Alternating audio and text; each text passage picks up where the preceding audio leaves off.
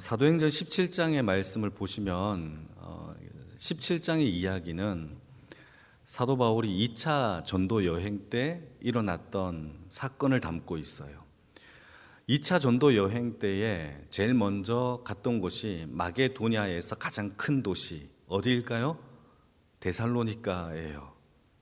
여러분, 제가 이거 되게 열심히 여러 번 설명했는데 오늘 처음 듣고 처음 반응하는 제가 너무 놀라요. 그러면 자, 마게도냐라는 도시에 가장 큰 도시가 바로 어디라고요? 데살로니가라는 도시예요. 이 도시는 엄청 큰 도시입니다. 다시 말해서 유럽의 핵심 중심부라고 말할 수 있죠.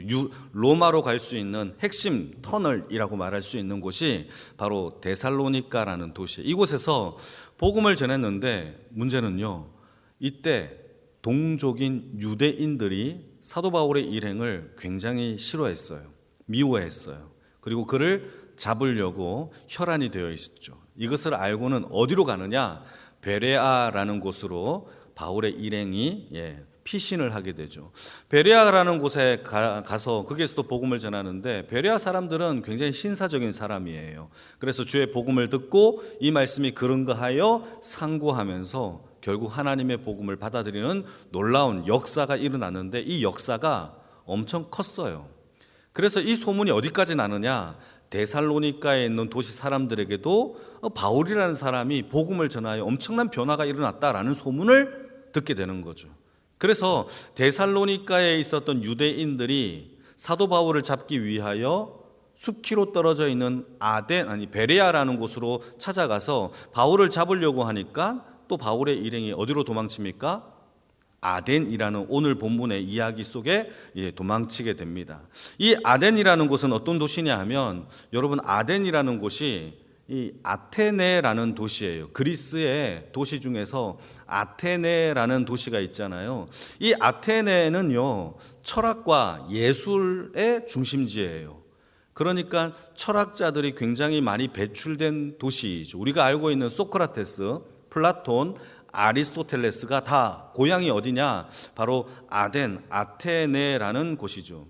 여러분, 철학을 공부해 보면 철학의 핵심은 무엇이냐? 바로 논법이고 말이에요. 수사학이에요. 상대방에게 말을 잘 전달하여 그 사람을 설득하는 것이 바로 수사학이고, 그게 철학의 핵심입니다. 그러니까 우리가 잘 알고 있는 3단 논법도 이 철학에서 나온 단어예요. 그리고 사람들에게 이 말로 사람들을 설득하기 위해서는 뭐가 필요하죠? 광장이 필요하고, 그곳에서 말로 사람들과 변론과 논쟁하는 게 필요해요. 그래서 아데네는요, 아레오바고라는 굉장히 큰 광장이 있었고, 거기에 사람들이 모여서 하나의 주제를 놓고 논쟁과 또 변론을 통하여서 지식과 철학을 자신들끼리 자랑하는 장소가 바로 아레오바고라는 그러한 연설의 장소도 있었다란 말이죠. 그리고 아테네라는 곳에, 특히 그리스라는 곳에는요, 올림푸스의 12신이 굉장히 유명하죠. 이 올림푸스의 12신, 여러분 한 번은 들어봤을 거예요. 이 올림푸스의 12신이 굉장히 그리스 사람들은 중요하게 여기는 하나의 신의 문화인데, 여러분, 올림픽이라는 단어를 들어보셨죠? 올림픽이 4년마다 개최가 되는데, 이 올림픽이라는 단어가 그리스의 도시 이름입니다. 올림피아. 이 올림피아에서 12신이 그 땅에 거룩하게 시작된 불을 받아, 거룩한 불을 받아, 이 불을 가지고 이 불을 점화하여서 이 올림픽을 개최하는 것을 밝힌다라고 그들은 여겼던 거예요. 그래서 올림픽의 최초의 도시가 어디냐? 바로 아테네예요. 아덴이라는 도시죠. 여러분, 이 거룩한 불이라고 해서 성화라고 하고요, 이 성화를 그리스 아테네에서 불을 받아서 봉송하여 개최하는 도시까지 이동하는 것을 우리는 TV로 통하여서 매번 올림픽 때마다 보게 되어지는 겁니다. 여러분, 그만큼 이 아테네, 그리스라는 도시는요, 이 올림푸스 12신을 숭상하고 있고, 또 철학의 도시이고 논쟁과 변론을 좋아하는 광장이 있었던 도시가 바로 이 아덴이라는 곳이에요. 결론을 좀 내리자면, 이 아덴이라는 곳은 수사학과 철학과 예술과 변론과 뿐만 아니라 올림푸스 12신을 숭상하고 숭배하는 우상이 가득했던 도시가 바로 아덴이라는 곳이죠. 이곳에 사도 바울이 들어가게 된 겁니다. 베레아를 떠나서 아덴이라는 곳에 들어가서 보니까 놀랄 노자예요. 모든 거리들마다 우상과 숭배와 여러 가지 모르는 신들까지의 이름이 가득한 것을 보고 사도 바울이 화가 난 거예요. 분노에 찼죠. 그래서 어떻게 하느냐? 유대인들에게 복음을 전하고 유대인과 함께 했던 유대교에 입교했던 경건한 사람들도 있었어요. 이방인들도 있어요. 그들에게 복음을 전하기 시작합니다. 17절 같이 한번 읽어볼까요? 여러분 자막이 나오죠? 시작. 회당에서는 유대인과 경건한 사람들과 또 장터에서 만나는 사람들과 뭘 합니까? 변론을 해요. 변론이라는 것은 기독교를 증거하는 데 있어서 디펜스 한다라는 거예요. 보호한다. 하나님의 말씀을 잘 증거한다라는 그런 거예요. 자, 여기에서 우리가 한 가지 정리하고 넘어가야 되는데 17절 말씀을 보게 되면 회당에 어떤 사람이 있었느냐 하면 유대인이 있었고 그리고 경건한 사람들도 있어요. 자, 그러면 유대인은 누구고 경건한 사람들은 누구일까요? 자, 그러면 유대인들은 아니까 경건한 사람들은 누구일까요? 경건한 사람들은 우리가 이미 공부를 했고 수없이 사도행전에 많이 기록되고 있는 이야기의 사람들입니다. 여러분 그 몇 절에 봅니까? 4절 말씀을 한번 보실까요? 오늘 본문 4절 말씀에도 보시게 되면은 경건한 헬라인이 등장하죠. 나오나요? 나오죠. 그 사람들이 누구냐? 유대교에 입교한 이방인들을 가리켜서 유대인 말고 경건한 사람들이라고 붙이는 거예요. 그러니까 유대인들은 유대교 야훼 하나님을 믿죠. 이방인으로서 헬라인으로서 외국인으로서 유대교의 하나님을 믿는 자들을 경건한 사람들이라고 붙이는 거예요. 이건 제가 만든 말이 아니라 사도행전 13장 43절에 사도행전의 저자 누가가 경건한 사람들이 누구냐? 유대교에 입교한 이방인들을 가리켜 경건한 사람들이라고 이야기를 이미 해놓아요. 그러니까 사도 바울은 회당에 들어가서 유대인들에게도 복음을 전하고 또 유대교에 입교한 외국인들에게도 복음을 열심히 증거했던 것이 아덴인 겁니다. 시장, 광장에도 나가서도 복음을 열심히 증거했죠. 그러니 철학자들이 또 말쟁이들이 사도 바울이 이야기하는 것을 듣고 좀 재미있어 하는 겁니다. 그들의 신, 그가 말하고 있는 신의 이야기를 듣고는 이 사람들은요, 아덴 사람들은 수많은 이방 신들 중에 또 다른 신이 나타났구나. 12개의 신이 아니라 더 많은 신들 중에 하나가 나타났구나 라고 생각을 했던 것이죠. 여러분, 아테네 사람들은 철학자, 또 철학과 이런 변론을 좋아하는 사람들이 사도 바울이 이야기하고 있는 복음의 핵심인, 여러분 생각해 보십시오. 얼마나 신나는 이야기인지를. 보통 신은 피조물을 죽여서 자신의 권위를 나타내요. 그러니까 다시 말해서 사람을 죽여서 인신 제사를 하여서 신의 권위가 더욱더 높아지는 것이 그때 그 당시에 보통의 신들의 모습이었어요. 그런데 반대로 얘기하는 거죠. 사도 바울은 하나님이 피조물을 위하여 신이 죽는 거예요. 그러니까 이 말쟁이들인 이 아테네 사람들이 너무 신기한 거죠. 와, 이런 신들도 있어? 너무 신기하다. 지금까지 내가 듣지 못했던 신을 네가 전하는구나 라고 하면서 19절 같이 한번 읽어볼까요? 19절입니다. 시작. 그를 붙들어 아레오바고에 가며 말하기를 네가 말하는 이 새로운 가르침이 무엇인지 우리가 알 수 있겠냐. 좀 말 좀 해다고, 이 신이 도대체 궁금하다라고 얘기를 하는 거예요. 자, 이때 이 아덴 사람들이 복음에 대하여, 그리스도의 복음에 대하여 궁금해서 물어보는 게 아니에요. 그들이 복음이 무엇인지 나도 알고 싶어서 이렇게 사도 바울에게 부탁하는 것이 아니라 아덴 사람들의 하루의 일과가 무엇이냐, 오늘의 주제거리를 내어놓고 아레오바고에 모여서 사람들끼리 논쟁하며 말로 하루를 때우는 것이 그들의 삶의 일과였어요. 제 얘기가 오늘 성경 본문에 나오는 이야기죠. 하루 종일 그렇게 철학과 종교와 음악과 이 문학에 대하여 함께 논하고 토론하고 하루 종일 시간을 그렇게 보는 것이 아덴 사람들의 하루의 일과였단 말이에요.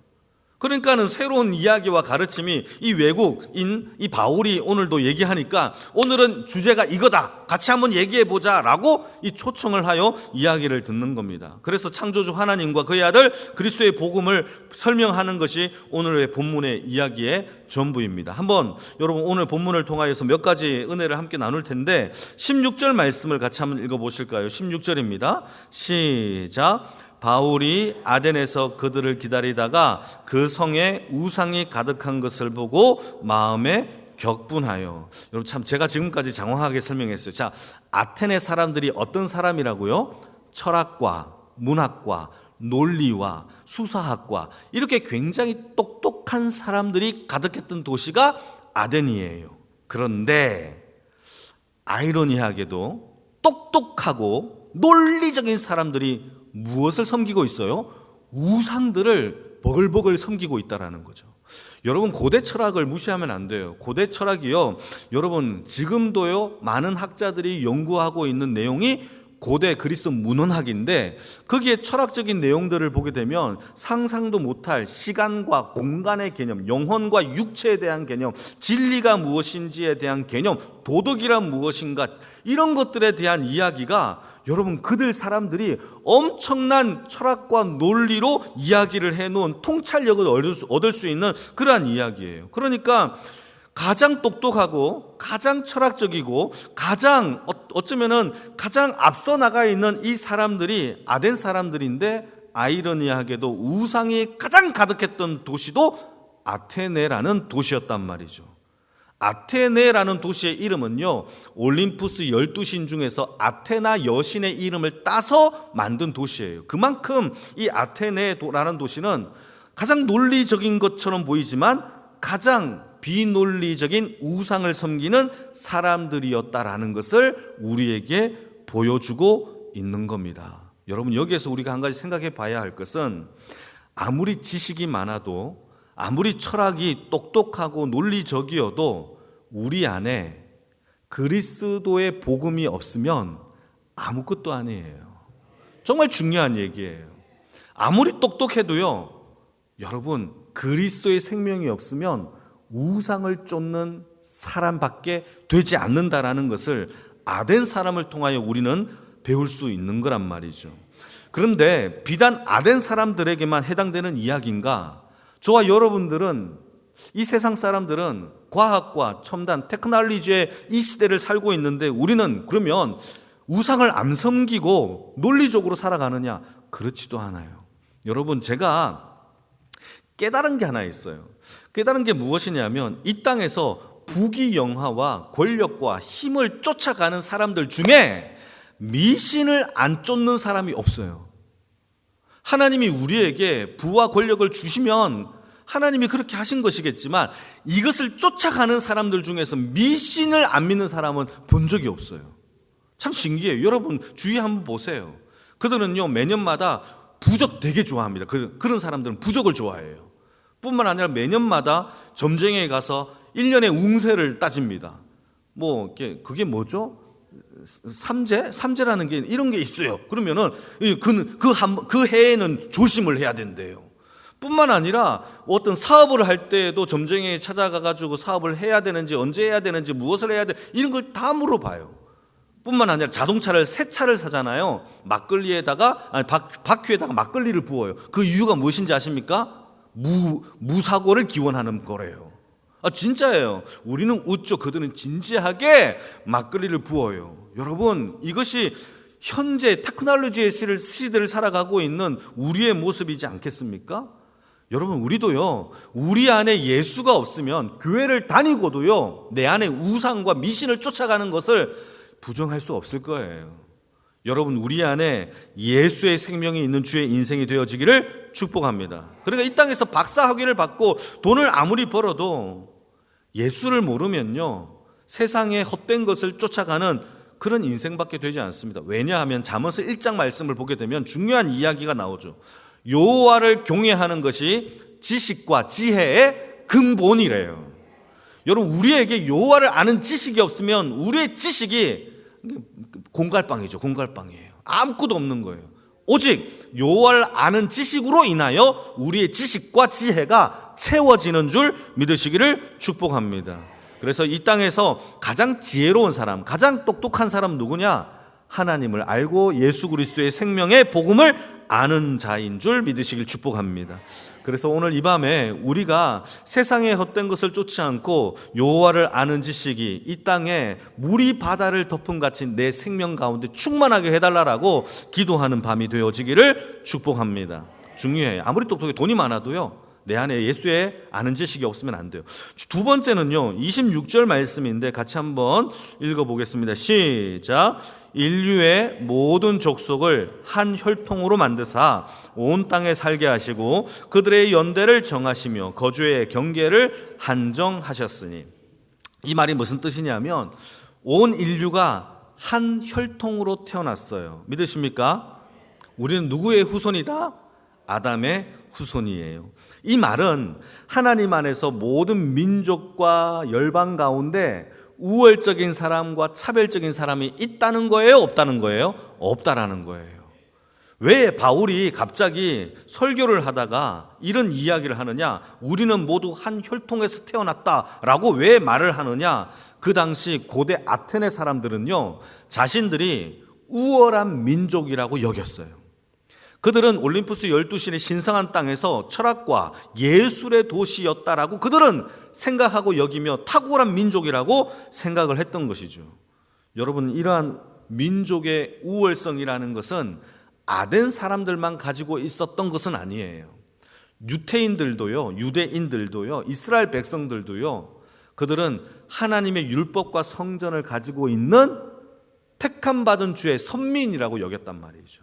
그래서 이방 사람들, 특히 사마리아 사람들을요, 개보다 못한 사람으로 취급했던 민족이 유대인들이었어요. 자기의 민족이 더 탁월하다는 것이죠. 여러분, 유대인만 그렇습니까? 2차 세계대전 때 독일이 했던 행동을 보시게 되면 자신들은 게르만 혈통의 탁월한 우월주의자를 그들이 표방했죠. 그러면서 유대인들을 학살했던 모습도 독일인들에게, 그들에게 있었단 말이에요. 백인들도 마찬가지예요. 흑인들을 하대하면서 KKK의 백인 우월주의 단을 만들었던 것이 백인들이었죠. 여러분, 지금도 여러분 백인들은 자신의 우월주의, 차별이 극심한 이 유럽과 이 미국에 그런 일들이 많이 벌어지고 있습니다. 그러나 여러분, 그렇지 않아요. 이 민족의 우월성은 없어요. 부패한 사람들이 만들어 놓은 착각일 뿐입니다. 한 부모 밑에서 태어난 자녀가 있어요. 똑똑한 부모 밑에서 태어났어요. 어떤 아이가 있는데 이 두 아이가 둘 다 똑똑하느냐? 그렇지 않아요. 하나는 똑똑하지만 그렇지 못한 아이가 있을 수 있을까요? 없을까요? 다 경험은 있으시잖아요. 넌 내 자식이 아닌 것 같은데, 이런 마음이 들 때가 되게 많단 말이에요. 여러분, 한 부모 밑에서도요, 똑똑하고 덜 똑똑하고 능력과 실력의 차이가 있을 수 있어요. 그런데 모든 민족 가운데 이렇게 조금 차이가 날 뿐이지 탁월하고 우월성이고 특권의식을 가질 수 있는 민족은 없다라는 것이죠. 다만 하나님이 유대인들을 택하신 것은 하나님의 구원, 인류의 구원을 위하여 그들을 사용하신 것 뿐이라는 사실이에요. 여러분, 이것을 우리에게 한번 적용을 해보게 되면 우리도요, 우월의식이 있을까요? 없을까요? 솔직하게 얘기해 봅시다. 제발. 여러분, 우월의식이 있어요? 없어요? 여러분, 교회를 조금만 오래 다녀도요, 회사를 조금만 오래 다녀도요, 어느 공간에서의 고인물이 되면요, 우월의식과 특권의식과 자만의식이 어떻게 안이 생길 수가 없어요. 내가 이 교회에서 몇십 년인데 이렇게 안 하시면 하시죠? 그런 게 있어요. 죄송합니다. 오늘따라 목이 왜 이렇게 아픕니까? 여러분, 이게 바로 우리의 우월의식이에요. 혹시 먼저 되었다면 하나님이 우리를 통하여 나중에 따라오는 자들을 잘 섬기라고 우리를 먼저 되게 하신 줄 믿으시기를 축복합니다. 우리 안에 그렇다고 해서 자부심까지 버리라는 얘기가 아니에요. 교회를 다니면서 자부심을 가지는 것은 필요합니다. 그런데 내가 너보다 더 잘났어, 특권의식을 갖는 것은 하나님 앞에 바르지 않는 삶의 모습이라는 것이에요. 여러분, 그래서 우리가 한번 생각을 해보면 요즘에 갈등들이 참 많이 일어나잖아요. 그래서 지역 간의 갈등이라든가 나라의 어떤 갈등들, 그래서 저 나라를 미워하고 저 민족을 미워하고 저 지역을 싫어하는 것은 결코 하나님의 뜻이 아니라는 거예요. 그런 미워하는 마음이 생길 수는 있지만 그러나 그 마음이 하나님의 뜻이 아니기 때문에 예수 그리스도의 마음을 본받을 수 있는, 그를 위하여 내가 헌신할 수 있는 사랑의 마음을 달라라고 기도하는 주의 인생이 되어지기를 축복합니다. 예수님은 죄인을 위하여 십자가에 죽으셔서 차별이 없는 마음으로 죽으셔서 그 사랑을 우리 또한 본받아 여러분 우리 교회에 있는 모든 성도와 사람들을 그런 존중과 사랑으로 채워나가는 주의 백성들의 삶이 다 되어지기를 주님의 이름으로 축복합니다.